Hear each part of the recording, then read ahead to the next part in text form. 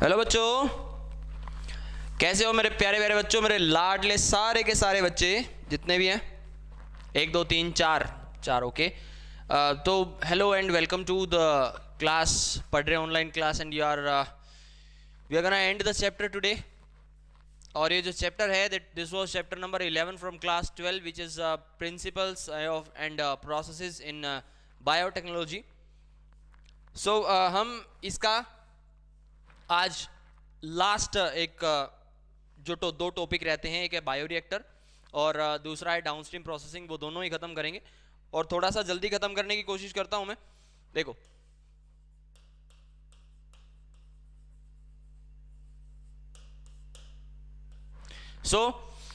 हमने इस चैप्टर को पढ़ते हुए सबसे पहले डीएनए को बाहर निकाला था from the cell by breaking the cell. Then we digested the DNA, हमने डीएनए को छोटे छोटे पार्ट्स में काटा था।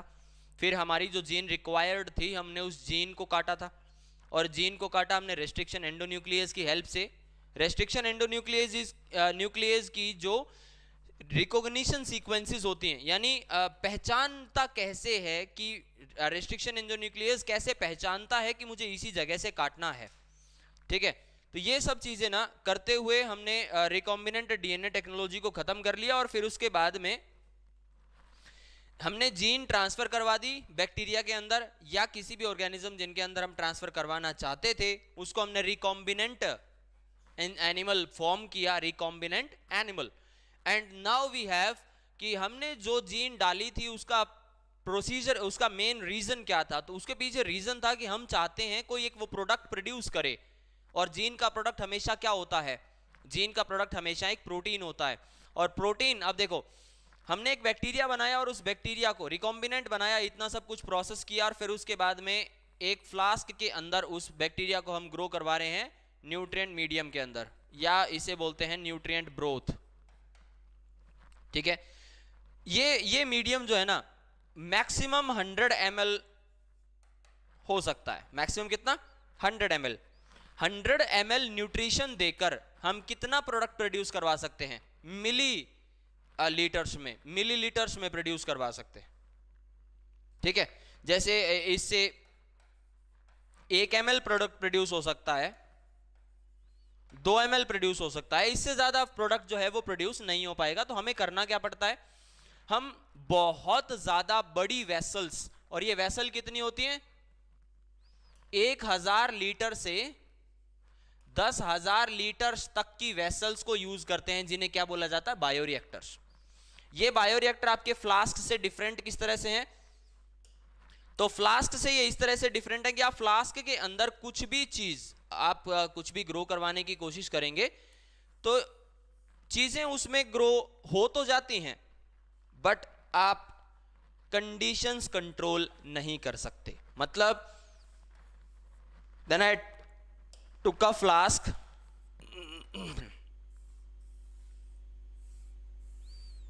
इस फ्लास्क के अंदर मैंने एक कॉटन प्लग लगा दिया। क्यों? ताकि अनवांटेड बैक्टीरिया जो है इस फ्लास्क के अंदर ना पहुंचे। देन इसके अंदर मैंने बैक्टीरिया को डाल दिया। अब ये जो बैक्टीरिया है बच्चों, ये क्या क्या काम करते हैं? देखो, रेस्पायरेशन कर रहे हैं, ठीक है। क्या कर रहे हैं? रेस्पायरेशन कर रहे हैं, नंबर 1। नंबर 2,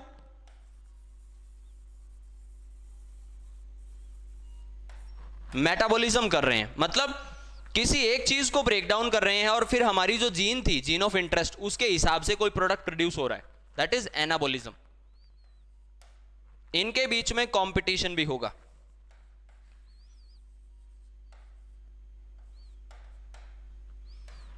ठीक है। कंपटीशन के बाद में जगह की कमी हो जाएगी, ऑक्सीजन जो है वो लेस हो जाएगी और कार्बन डाइऑक्साइड जो है वो बढ़ जाएगी। यानी कोई भी प्रोसेस करते हुए अगर ये सब चीजें क्या हैं?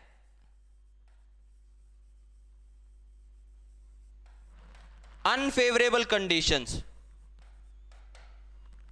रेस्पायरेशन करेगा तो ऑक्सीजन को यूज करेगा, जिसकी वजह से ऑक्सीजन डाउन आ जाएगी, और रिलीज करेगा कार्बन डाइऑक्साइड, जिसकी वजह से कार्बन डाइऑक्साइड बढ़ जाएगी।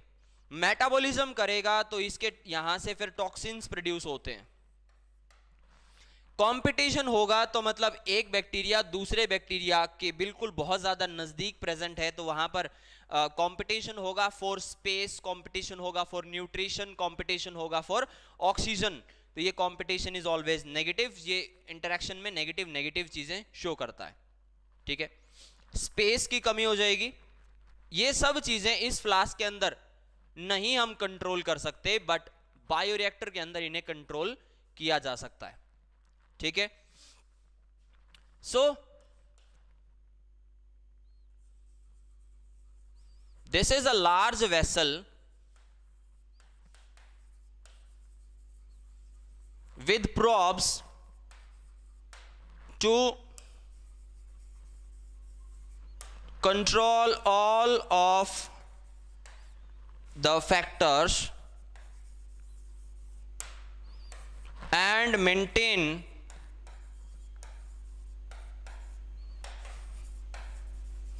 them to normal। इन्हें नॉर्मल में हम मेंटेन कर सकते हैं। अब इसको कंट्रोल करने के लिए क्या क्या चीजें रहेंगी, तो देखिए एक डायग्राम बना लेते हैं बायोरिएक्टर का। सबसे पहले एक बहुत बड़ी सी वेसल होती है।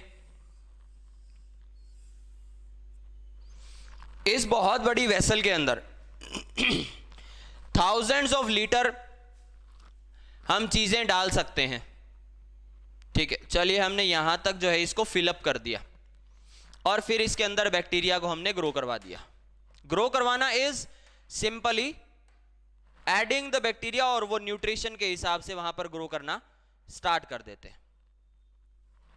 अब जब बैक्टीरिया इसके अंदर ग्रो कर रहे हैं तो ये सिंगल सेल है, ये अपने आसपास का न्यूट्रिशन यूज कर लेगा, ये भी अपने आसपास का न्यूट्रिशन यूज कर लेगा।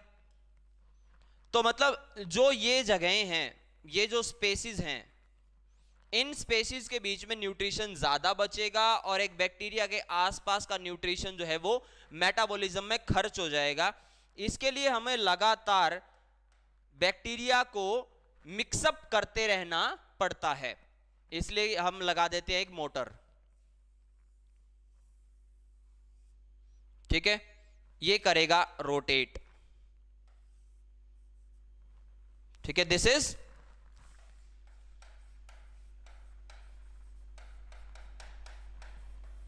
For mixing. मिक्सिंग के लिए हमने इसमें एक रोटर लगाया, और आपने देखा होगा घर पे जब आप जूस बनाते हैं, घर पे जब आप ग्राइंडर को यूज करते हैं, मिक्सी को यूज करते हैं, तो उसमें जग में अंदर की तरफ कुछ इस तरह की चीजें आपको देखने को मिलती हैं जो फ्लो को ब्रेक डाउन करने के लिए होती हैं। इन्हें बोलते हैं baffles,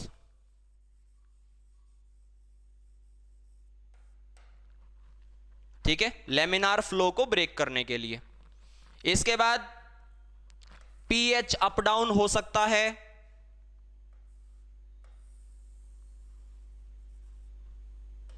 so this is pH probe, ठीक है। ऑक्सीजन कम या ज्यादा हो सकती है, so this will be dissolved oxygen probe, dissolved oxygen probe, यानी ये सेंस करने के लिए मीटर्स हैं। इसके बाद टेम्परेचर हाई हो सकता है, so this is temperature probe या थर्मामीटर, ठीक है। ये तो हो गई सेंसर्स की बात, दीज आर सेंसर्स। अब इनने जब सेंस कर लिया तो कंट्रोल करने के लिए क्या रहेगा, देखिए पीएच अगर डाउन जा रहा है, मतलब एसिडिक हो रही है चीजें, तो यहां से हमें डालना पड़ेगा कुछ ना कुछ। दिस इज NaOH, या हम यूज करते हैं HCl इनलेट, किसके लिए, पीएच को कंट्रोल करने के लिए, NaOH या HCl। इसके बाद अगर टेम्परेचर अप जा रहा है, टेम्परेचर जरूरत से ज्यादा होता है तो इस बायोरिएक्टर के बाहर से प्रेजेंट होती है वाटर जैकेट,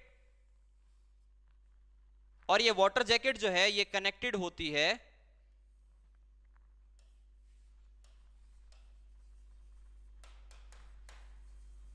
वाटर इनलेट से, जहां पर कूल या कोल्डर वाटर जो है अंदर जाता है,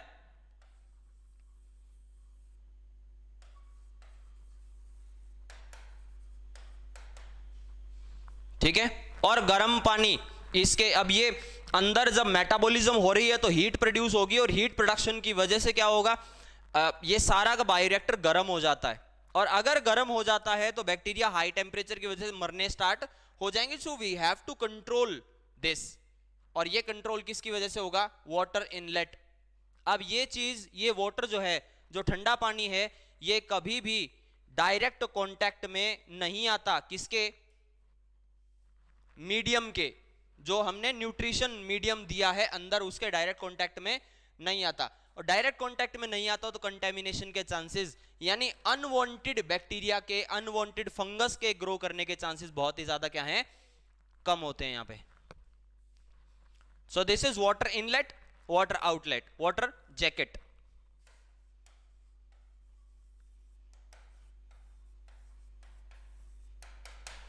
ठीक है, ये हो गई वाटर जैकेट।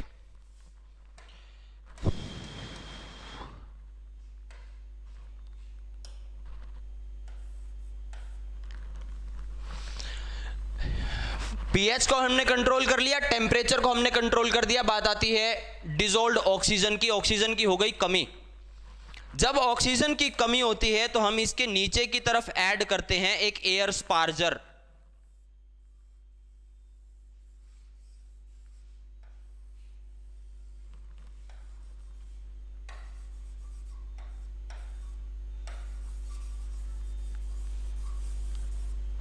और एयर स्पार्जर से क्या अंदर जाता है, ऑक्सीजन अंदर जाती है। यहां से बबल्स की फॉर्म में बाहर निकलती है,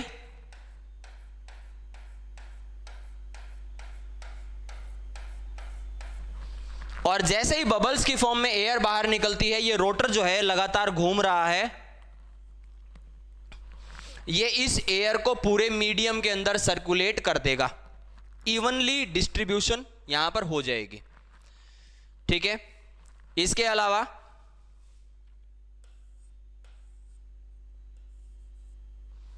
एंटीफॉर्म,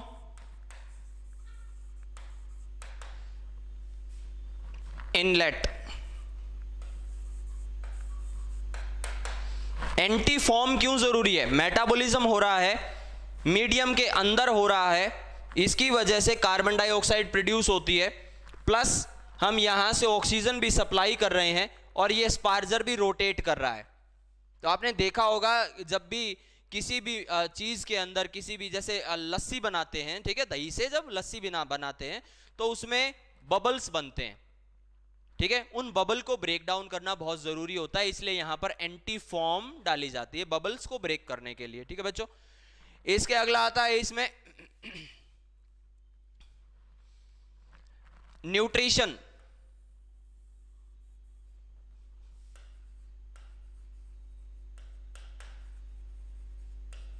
न्यूट्रिशन इनलेट। आउटलेट में कौन कौन सी चीजें आती हैं, आउटलेट में आता है सैंपल पोर्ट,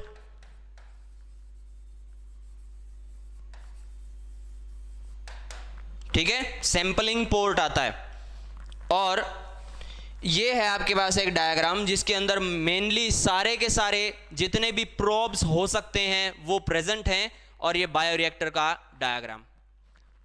ठीक है, तो इनलेट आउटलेट में सैंपल पोर्ट, या होता है यहां पर प्रोडक्ट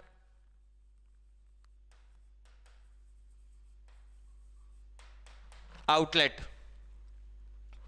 ठीक है, कितना प्रोडक्ट बना है, कितनी कंसंट्रेशन में हमें प्रोडक्ट चाहिए। देखिए, क्योंकि बहुत सारी चीजें ऐसी होती हैं, जैसे यीस्ट है, वो इथेनॉल प्रोड्यूस करता है। अगर इथेनॉल इस मीडियम के अंदर बहुत ज्यादा हो जाए तो वो यीस्ट के लिए नुकसानदायक है, पॉइजनस होता है। इसलिए हमें एक पर्टिकुलर कंसंट्रेशन जब इथेनॉल की बन जाती है तो हमें प्रोसेस को रोकना पड़ता है, और इसीलिए ये सैंपल पोर्ट होता है, बार बार सैंपल लिया जाता है, ये देखा जाता है इस थोड़े से मीडियम को निकाल कर कि क्या हमें रोकने की जरूरत है। अगर नहीं है तो चलते रहने दिया जाता है, और अगर जरूरत पड़ती है तो हम इस प्रोसेस को बंद कर सकते हैं। ये थी बात। अब प्रोडक्ट प्रोड्यूस हो गया, और आगे बात आती है डाउन स्ट्रीम प्रोसेसिंग की। Next we have is downstream processing.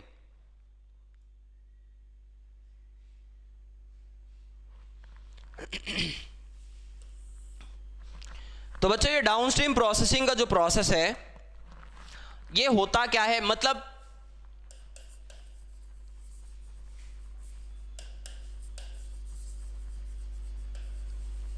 Product जो है वो प्रोड्यूस हो चुका है, एंड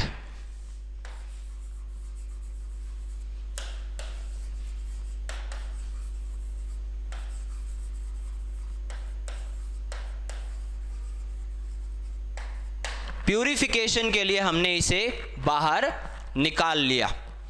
अब यहां डाउनस्ट्रीम प्रोसेसिंग में जो प्रोडक्ट है वो दो तरीके का हो सकता है, यानी प्रोडक्ट के टाइप कौन कौन से होते हैं।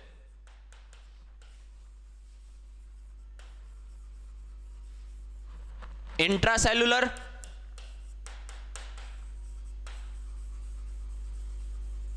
और एक्स्ट्रा सेल्युलर, दो प्रोडक्ट होते हैं, intracellular and extra cellular product. Intracellular product का अलग प्रोसेसिंग होगा और एक्स्ट्रा सेल्युलर प्रोडक्ट का अलग प्रोसेसिंग होगा। तो सबसे पहले हम देख लेते हैं इंट्रासेल्युलर प्रोडक्ट।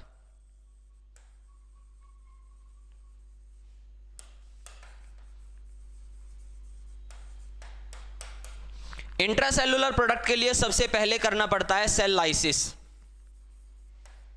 क्या करना पड़ता है? सेल को ब्रेक डाउन, क्योंकि इंट्रासेल्युलर प्रोडक्ट ऑब्वियसली सेल के अंदर है। सपोज यहां पर हमारे पास कोई प्रोटीन हमने प्रोड्यूस करवाया है और ये प्रोटीन सेल के अंदर प्रेजेंट है, हम इसको बाहर कैसे निकालेंगे? हमें सबसे पहले सेल को ब्रेक डाउन करना पड़ेगा। ये एक प्रोसेस एक्स्ट्रा होता है जब प्रोडक्ट जो है वो इंट्रासेल्युलर होता है। ठीक है,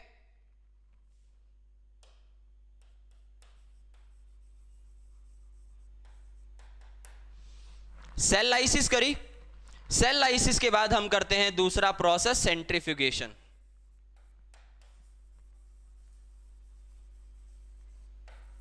सेंट्रीफ्यूगेशन के बाद में जो सेंट्रीफ्यूज की वॉयल होती है, इसमें सेल डेब्रिस यानी जो कचरा बचता है सेल के तोड़ने के बाद में, तो जो वेस्ट मटेरियल होता है वो नीचे चला जाता है। This is cell debris. और जो हमारा प्रोडक्ट है वो ऊपर आ जाता है यहां पर। ठीक है,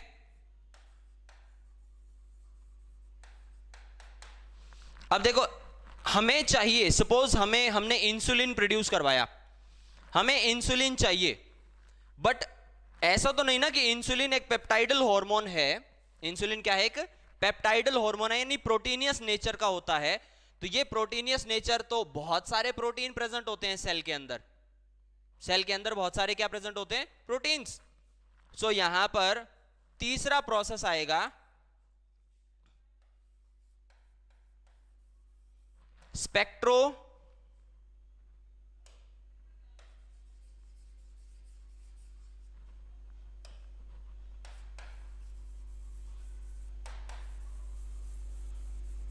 स्पेक्ट्रोफोटोमेट्री, यानी हम देखते हैं कि इसके अंदर हमारे प्रोडक्ट की कंसंट्रेशन क्या है। फोर्थ आती है यहां पर क्रोमेटोग्राफी।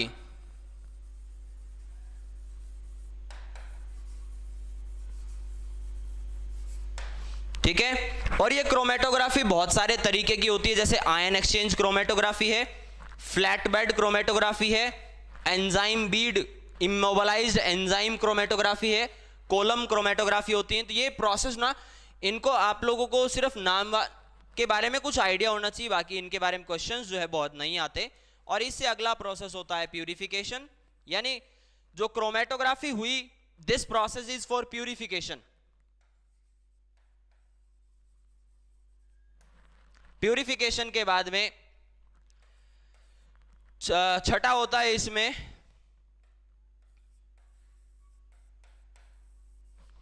टेस्टिंग ऑफ प्रोडक्ट,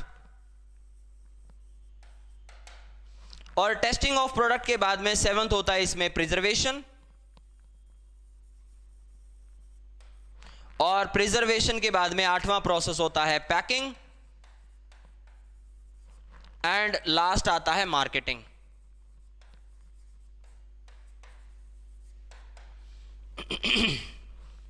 ठीक है, अब इससे प्रोड्यूस क्या क्या करवाया जा सकता है। देखो, जितने भी एंजाइम्स हैं वर्किंग के लिए, सबके सब पेपर इंडस्ट्री के अंदर एंजाइम चाहिए, सेलुलेज, जाइलेनेज, पेप्सिनेज, पैक्टिनेजेस, वो सब यहां से प्रोड्यूस होते हैं। ठीक है, इसके अलावा जूस फैक्ट्री जो होती है ना, वहां पर एंजाइम चाहिए होते हैं। पेंट फैक्ट्री जो होती है वहां पर एंजाइम्स चाहिए होते हैं। ठीक है, फूड फैक्ट्रीज जो होती हैं वहां पर एंजाइम चाहिए होते हैं। जैसे मीट फैक्ट्रीज हैं, तो यहां पर मीट को सॉफ्टन करने के लिए, सॉफ्ट बनाने के लिए कोलेजिनेज नाम का एक एंजाइम होता है, वो चाहिए होता है। ठीक है, सो कुछ एंजाइम्स ऐसे हैं जिनके एग्जांपल्स मैं आप लोगों को करवा देता हूं। नंबर 1 है पैक्टिनेज। पैक्टिनेज हमें चाहिए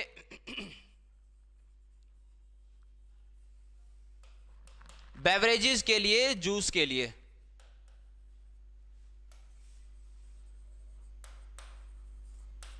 ठीक है, जूस पिए तो ना, तो डिब्बे के ऊपर लिखा होता है पल्प, पल्पी जूस, बट अंदर देखोगे तो आपको उसमें कुछ नहीं मिलता, बहुत क्लियर होता है वो क्लियर, वो जूस क्लियर होने के पीछे कारण कौन है? पैक्टिनेज उसका कारण है, ताकि हमें क्या मिले, ताकि एक बहुत अच्छा रिप्रेजेंटेशन हमारे प्रोडक्ट का हो सके। सो पैक्टिन्स जो हैं वो इस तरीके से जरूरी हैं। लाइपेजेस ये किस लिए जरूरी है? ये होते हैं डिटर्जेंट में जरूरी। ठीक है, विम बार 100 नींबुओं की शक्ति है ना, 100 नींबुओं की शक्ति। क्या हो रहा है वहां पर? लाइपेजेस क्या है? फैट को ब्रेक डाउन करते हैं, और फैट को ब्रेक डाउन करने का, अब ये ऐसा नहीं है कि लाइपेज एंजाइम अगर आपके सारे के सारे डिटर्जेंट में होते हैं, बट यूज होते हैं डिटर्जेंट्स में ये। ठीक है,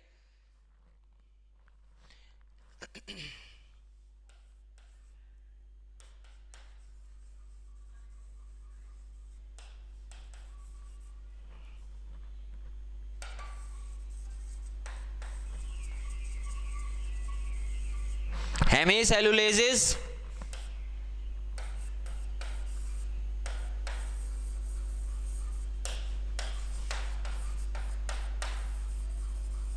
पैक्टिनेजेस ये चाहिए होते हैं पेपर इंडस्ट्री में।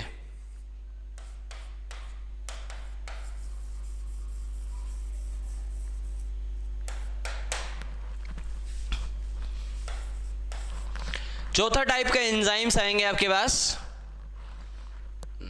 Beverages, detergent, paper industry.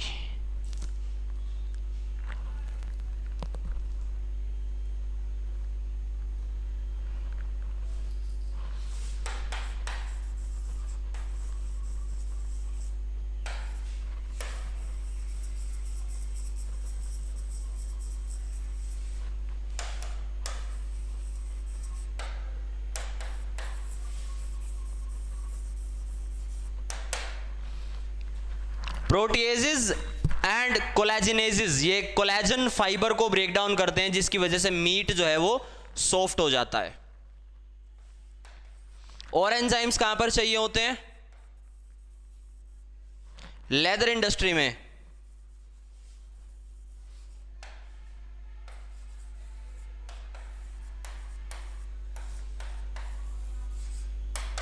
Tanning के लिए। ठीक है बच्चों, ये कुछ कॉमन एग्जांपल्स हैं एंजाइम्स के, और जो आपके अलग अलग जगह पर एंजाइम्स हैं वो यूज होते हैं। इसके अलावा एंजाइम्स को यूज किया जा सकता है दही बनाने के लिए, पनीर बनाने के लिए, तो ये सब चीजें चलती रहती हैं। इंडस्ट्रियल प्रोसेसेस हैं जिनको आप चैप्टर नंबर 10 में फिर से पढ़ेंगे। ठीक है बच्चों, सो अगर किसी भी तरह की कोई प्रॉब्लम है मेरे लाडले बच्चों तो एक बार फटाक से मेरे को बता दो, और अगर प्रॉब्लम नहीं है तो हमें अभी आज का चैप्टर यहां पर खत्म हुआ और कल हम चैप्टर नंबर 12 शुरू करेंगे, विच इज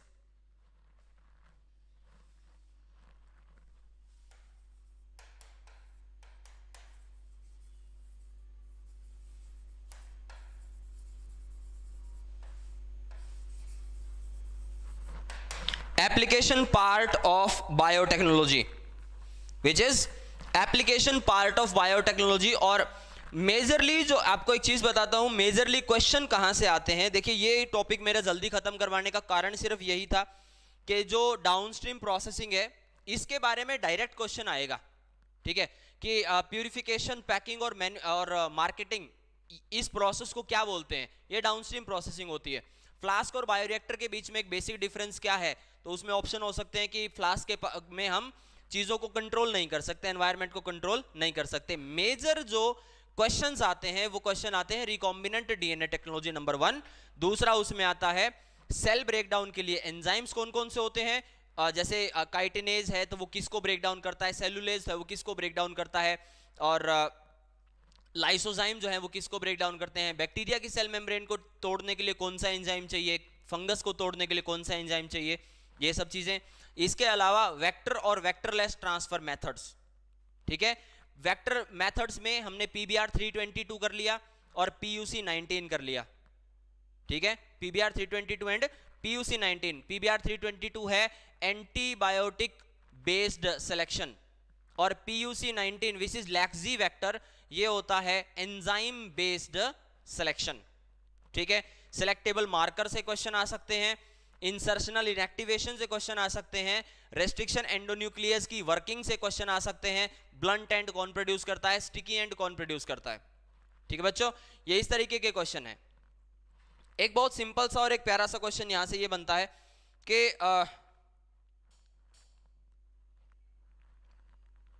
अगर आप लोगों को ये बोला जाए कि एक इंसान है ऐसा जो सिर्फ लैब कंडीशंस में अपने कल्चर को, यानी कल्चर का मतलब होता है जब लैब में हम बैक्टीरिया को ग्रो करवाते हैं या फंगस को ग्रो करवाते हैं उसे कल्चर बोलते हैं, वो अपने कल्चर को सिर्फ मेंटेन कर रहा है with the help of artificial conditions.